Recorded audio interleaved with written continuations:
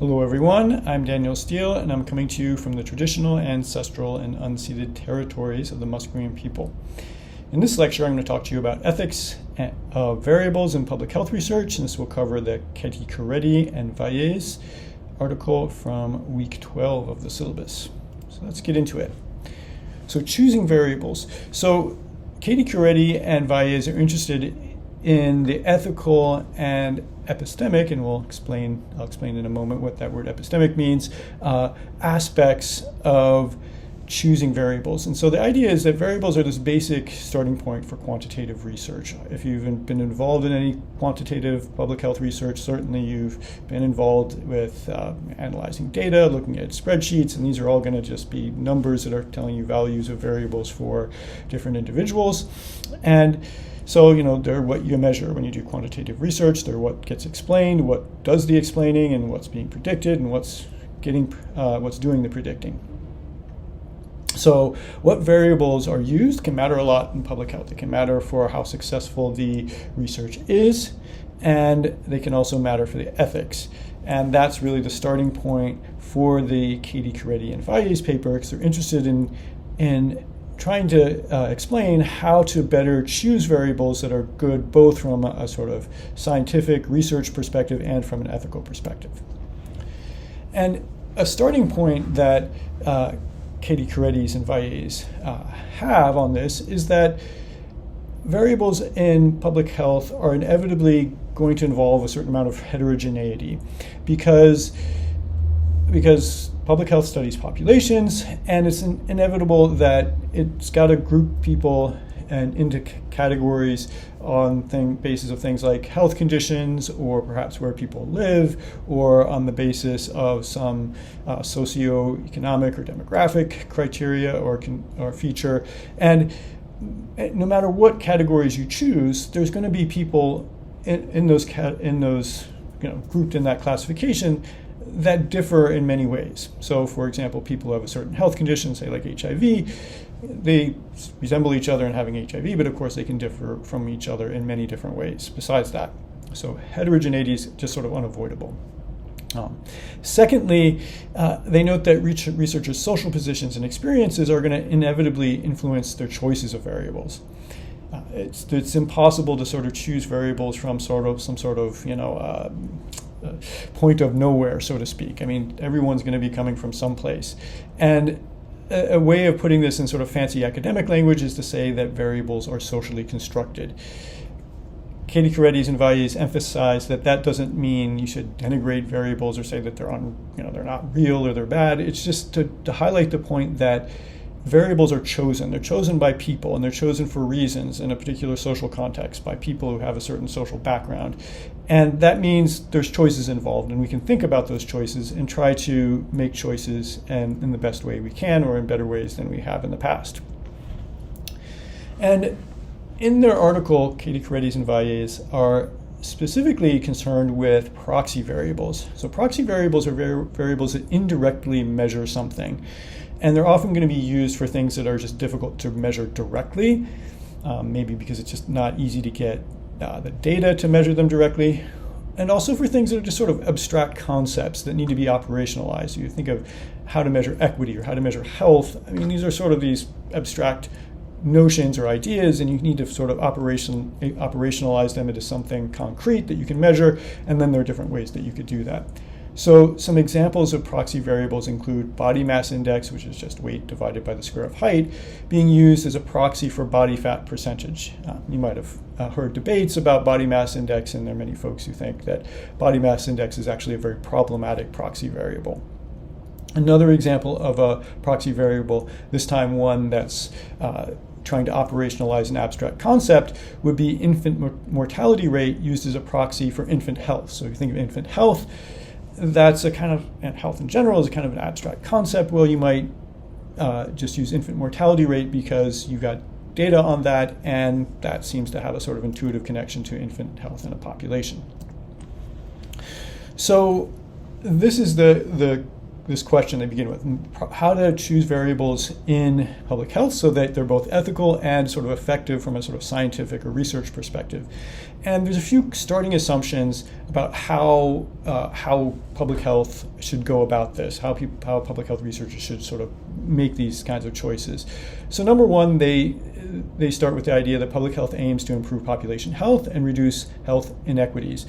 That obviously those are very, very familiar ideas we've encountered throughout the term. Improved population health is very much on the sort of utilitarian sort of perspective on population health. You want to get the overall best health for the population that you can.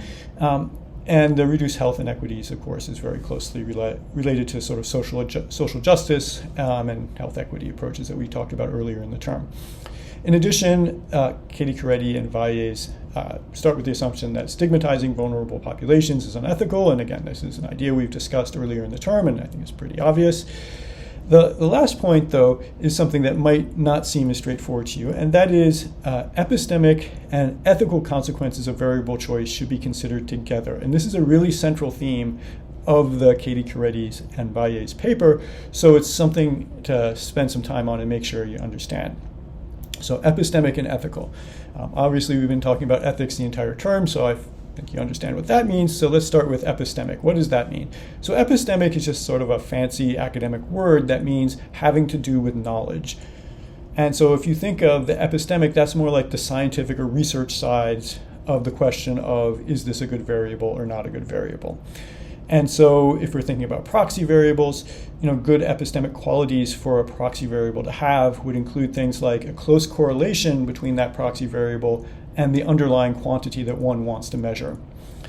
Another desirable quality from an epistemic perspective is that proxy variables based on data that's measured accurately and sort of is easy to measure accurately and that's available. And those would be also epistemic qualities.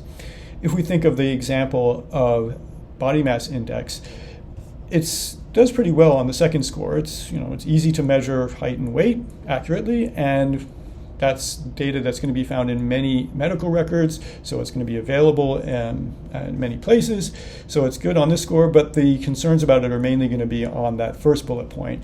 And that is concerns that, for instance, somebody who lifts a lot of weights and has lots of big muscles could have a high body mass index, but also a very low body fat percentage, so that body mass index is not always a good indicator for body fat percentage. And concerns about BMI as a sort of measure for body fat percentage or obesity are usually related to those kinds of worries.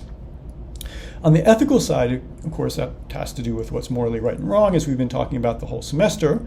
But if we think about that in relation to proxy variables, there's some good features from an ethical perspective that we'd want a proxy variable to have. So one is obvious. We'd want it to not be stigmatizing. Variables that are stigmatizing should be avoided. That's a really straightforward ethical consideration. In addition, we'd want a variable that's sort of effective, that supports effective communication about risks. And that's a little less obvious. So there, the idea is that sometimes a proxy variable, even if it has a pretty good correlation with the underlying thing that it's measuring, can be associated in sort of popular ideas with stereotypes that will sort of make people draw the wrong conclusions from what it means. So an example of this might be using men who have sex with men as a proxy variable for HIV risk in blood donation. One of the things that might do is suggest to people who are heterosexual, if you're a man, say, who only has sex with women, or a woman who only has sex with men, you're not a man who has sex with men, you might falsely infer from this that you're not at risk from HIV because you're not falling into this category that's sort of highlighted as being a higher risk category.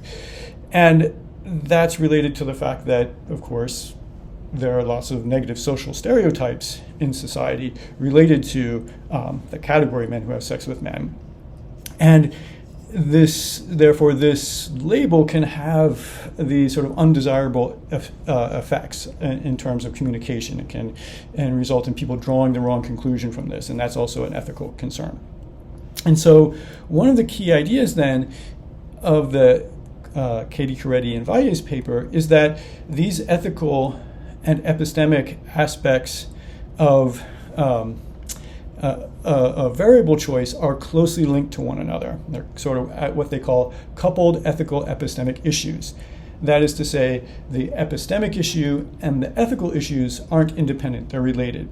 So if we go back to that example of men who have sex with men as an indicator for a risk of HIV and blood donation, well, this has got there are obviously some ethical considerations related to that, because this can promote stigma against men who have sex with men.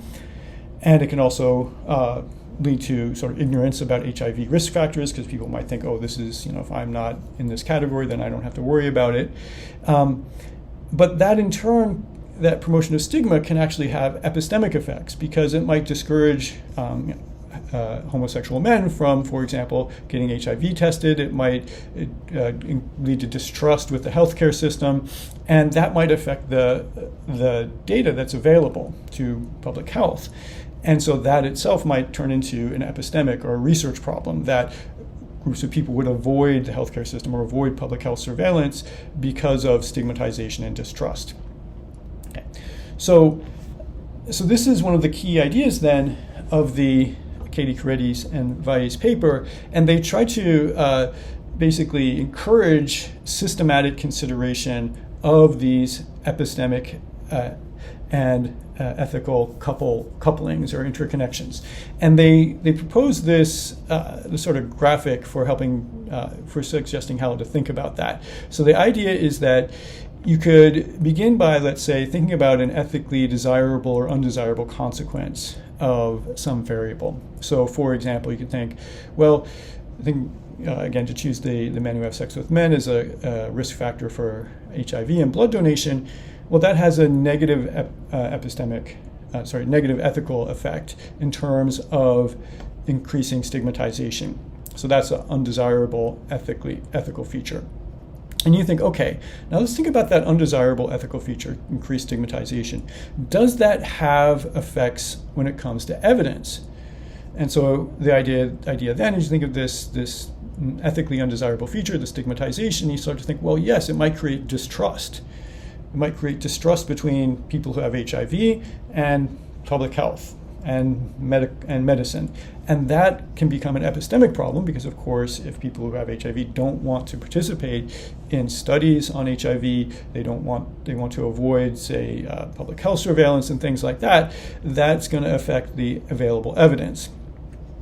And then if you think, okay, now we've got this problem with the evidence not being as comprehensive or as high quality as we'd like, will that have ethical consequences? And it seems pretty clear that yes, it would, because if you think about, well, we don't know as much as we should about, say, HIV, that could have effects on the ability to identify, the best way to deliver services or treatment to people who have HIV, for example.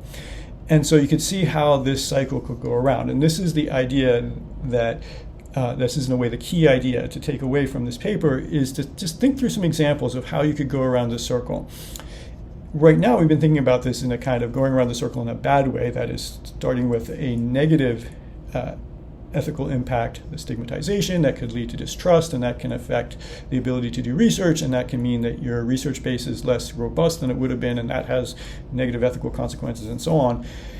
That's sort of a negative version of the cycle. But you'd also want to think about more positive ways. So if you thought about, okay, is there some way to make this circle go around in a better direction? So if you, for example, had a better choice of variable, maybe there's a better process for deciding what that variable should be, about how the data should be gathered, and then that positive ethical feature might have positive epistemic features. Now you can do better research because you've chosen the variable in a better way, and the variable itself is, say, less stigmatizing, et cetera, and that might lead to improved research, and that might lead to better information, and that better research hopefully would lead to better policies that, of course, would benefit the health of the, say, in this case, people who have HIV, et cetera. So that's the idea. You can think about negative examples of this cycle, but you can also think of positive ones. And so that's why, if you look at here as ethically desirable or undesirable, you can consider either of those kinds of scenarios. And the idea there is to try to craft variables so that you're on the more sort of positive cycle and not a negative one. Okay, so with that, I'll finish this lecture, and I will see you again soon. Bye-bye.